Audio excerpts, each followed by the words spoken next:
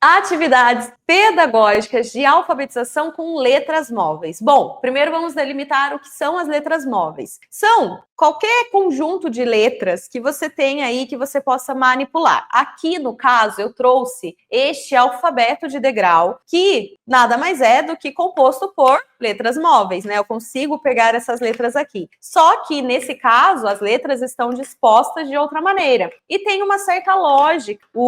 A divisão das letras enquanto vogais estarem em vermelho e azul estarem as consoantes, porque este alfabeto de degrau, neste modelo assim, não necessariamente este, né, gente, mas a inspiração do alfabeto de degrau com as letras móveis assim, é uma inspiração de Maria Montessori. No seu livro A Descoberta da Criança, a autora vai dizer, né, que lá no início do século XX, ela pensou em uma forma de dispor as letras separadas, então, por cores diferenciadas, as vogais e as consoantes, e pôr assim nesse formato de degrau para que as crianças pudessem manipular as letras. Só que tem um detalhe muito importante, que Montessori é uma das defensoras do ensino explícito da relação entre as letras e seus sons. Então, quando ela explorava esse alfabeto de degrau, ela já ensinava os sons das letras. Já a orientação era ensinar que as letras têm uma relação com a linguagem oral no nível dos fonemas, representam os fonemas, então a gente vai ensinar isso. Muito bem.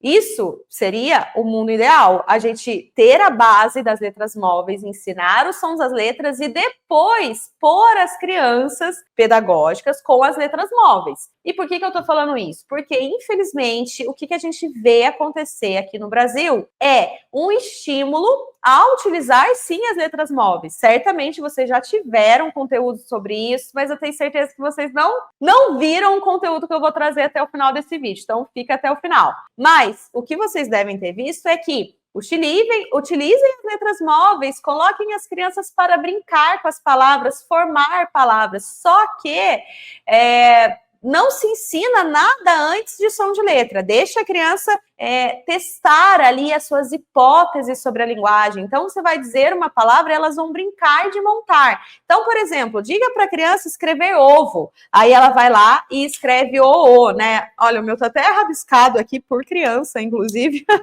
Mas aí, deixa eu pegar um o melhor aqui. Você vai lá e a criança escreve o. Muito bem, você está pensando. Então, vamos entender como a criança está pensando sobre a palavra a partir desta escrita inventada ou, né, dessa formação de palavras através dessas letras móveis. Então, vamos colocar a criança lá e ela vai colocar o. Bom, então aqui quer dizer que ela está numa hipótese que é silábica. Não dizem isso. A gente precisa fazer a criança compreender que tem um V ali no meio, ou letra V ali no meio, mas como que eu vou fazer isso? Então, aí a prática seria, coloca lá a criança, então eu vou colocar aqui, né, porque inclusive o alfabeto de degrau seria para isso aqui, olha, gente, para estimular isso daqui com a criança. Deixa eu pôr aqui para você, deixa eu pôr mais para frente, acho que vai ficar melhor, né? Então, opa, eu colocaria aqui a criança para fazer isso daqui, certo? Então, vamos colocar agora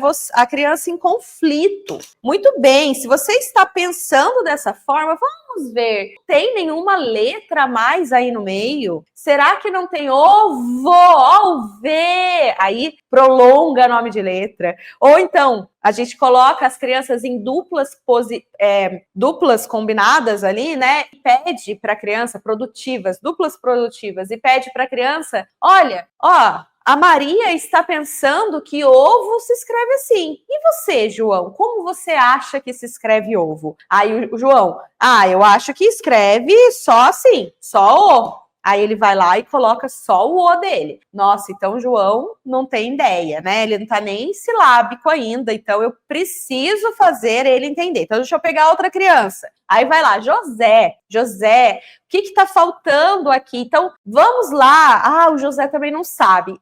Já que vocês não sabem, a Maria sabe um pouquinho mais. Maria, será que você pode explicar pra gente como que você pensou que ovo é assim? Aí a Maria fica tentando explicar que ela pensou que ovo é porque ela tá ouvindo dois Os ali, né? E a vogal, geralmente o próprio nome da vogal é o som da vogal, né? Então ela fica lá, o. mas ainda está faltando. Vocês estão vendo que ainda está faltando, né? Para a gente ter uma forma correta de se escrever, está faltando. Mas o que está faltando mesmo, gente? Na verdade, não é essa mediação do professor, apenas o professor mediando. Que fulano acha, ciclano acha, como que acha, qual hipótese, qual levantamento, qual confronto, colocando a criança nesse confronto entre elas mesmas, numa escrita coletiva. Não. O que está faltando para Maria, João, José é a professora ensinar que existem os sons das letras. Essa é a base. Para a criança conseguir escrever, ainda que de forma autônoma, né, ela precisa ter a base dos sons. E ela precisa, mais do que isso, ter a base do procedimento de como esses sons formam as palavras. Então, ela tem que conhecer o alfabeto como a, an, b, d, e, g, o H que não tem som, I, in, certo? Então eu tenho que passar por todos esses sons. Depois eu tenho que levar a criança a pensar que existe uma palavra, por exemplo, a palavra ovo. Quais são os sons que a gente escuta ali? Com base naqueles sons que eu aprendi antes. Agora, como que eu analiso essa palavra? O, v, o. Certo? Aí, quando eu for colocar a criança com o alfabeto móvel, com letras móveis, aí eu vou pedir para a criança agora, vamos lá, a gente sabe que existem os sons, a gente sabe que a gente precisa analisar a palavra a partir desses sons, segmentá-las e usar as letras para representar os sons. Agora, vamos usar lá e vamos escrever, vamos usar o alfabeto para escrever ovo. Aí vai ser sucesso, sabe por quê? A criança vai vir aqui, né? Vai colocar, cadê meu V? O, V, O. Veja só como eu cortei o caminho, como eu simplifiquei, como eu garanti uma aprendizagem livre de erros. Eu não vou ficar colocando a cargo da criança ela experimentar como se escreve a todo momento. Eu posso, depois que eu ensinei a base dos sons das letras, depois que eu ensinei essa consciência fonêmica, porque essa manipulação desses sons na palavra é uma consciência fonêmica, depois que eu fiz tudo isso de forma muito leve, muito legal, muito divertida, tem um vídeo aqui meu sobre como ensinar os sons das letras. Vejam, né? São exemplos de atividades para ensinar os sons das letras. Enfim, vocês vão ver lá que pode ser muito tranquilo fazer isso.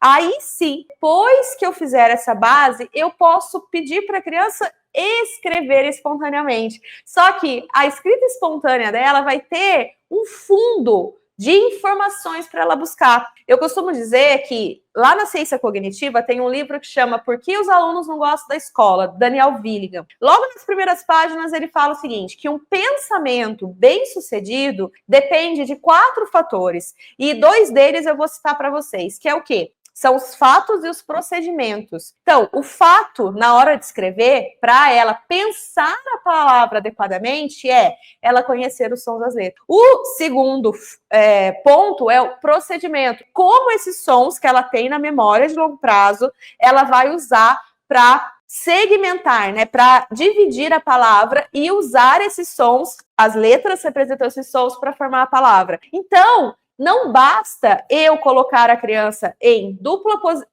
produtiva, eu colocar a criança em confronto com as letras móveis. Então, atividades com letras móveis, não basta eu dar para ela as letras e dizer, olha, como você acha que escreve essa palavra? Ou pensa na palavra e escreve sem ter dado esses fatos, esses procedimentos. Vocês entendem isso? E também não adianta, outra atividade que a gente vê ser muito estimulada com alfabeto móvel ou com letras móveis bom, eu já sei que eu quero levar a criança a trabalhar com a sílaba, por exemplo, as sílabas babebibobu e o lalelilolu. Então, eu vou dar para a criança, eu vou pegar lá, vou dar no saquinho para ela somente a sílaba, as letras móveis correspondentes que ela vai conseguir formar bala. Então, não vai poder faltar nada. Então, ela sabe que ela tem que usar todas as letras. Eita, cadê meu L? Tá aqui, ó. Então, o que eu vou fazer com a criança? Eu vou pôr no saquinho, né?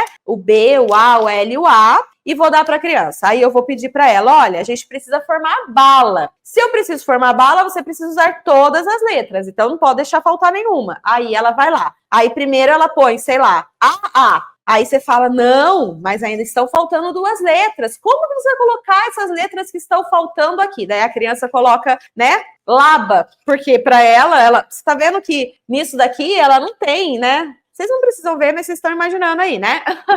ela não tem o procedimento, ela não tem os fatos, então ela tá montando lá de qualquer jeito. Aí você fala, não é laba, olha só, bala, B. Aí, como eu não ensinei som de letra, eu fico puxando pro nome da letra, como uma pista pro som. E tá errado, porque nome de letra não é som de letra. Aí eu falo, vamos inverter? Aí a criança inverte, né?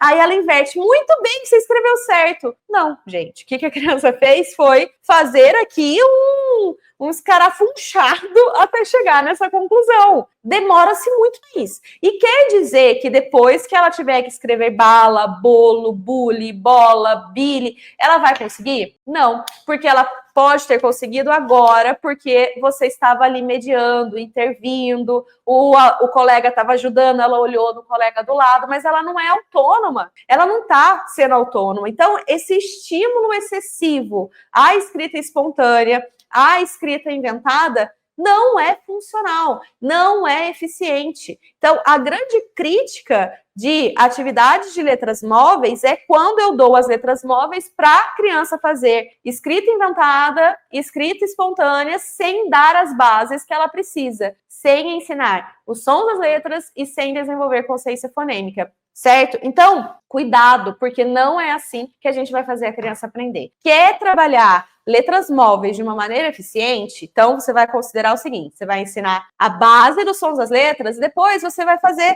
sorteio de letra. Olha, eu tô pegando aqui essa letra móvel aqui. Qual som representa essa letra? O. Muito bem, os 3 sons do O. Agora, gente, tem esse alfabeto aqui. Vamos lá, pegue para mim. Quem chegar aqui primeiro vai pegar para mim a letra que representa o som do L. A letra L dela vai lá. Ah, essa, muito bem. Agora, vocês sabem essa base? Vamos utilizar essas letras, porque realmente, letra móvel ajuda muito, mas eu tenho que saber quando eu uso. Por que ajuda? Porque a criança não precisa traçar, né? Ela não tem que usar esse outro esforço cognitivo, ela está concentrada em fazer essa manipulação com as letras, e ótimo, inclusive, como eu disse, é um que Maria Montessori aqui vai apoiar e vai dizer que isso é muito bom. Mas ela vai dizer também que isso daqui é uma consequência de um ensino anterior. Sabe, aquela base do ensino explícito e sistemático que eu tanto falo aqui no meu canal, que eu falo muito para minhas alunas na formação de alfabetização, é o quê? Eu tenho que garantir que eu vou ensinar de forma explícita coisas simples para depois ir para as mais difíceis. Então, o que é mais difícil para a criança? Será que é ela saber as letras e seus sons ou inventar a escrita de palavras de forma espontânea? O mais simples é ela aprender primeiro a base de tudo, para depois ela poder usar esse conhecimento e fazer a escrita aí e manipular as letras móveis, não é? Então, entenderam? Vocês ficaram aqui com o lugar errado, o super estimulado das letras móveis enquanto atividade pedagógica, e o lugar certo. Eu posso usar? Devo usar como um recurso, mas eu tenho que saber quando usar isso. Depois que eu ensinei ali a base de...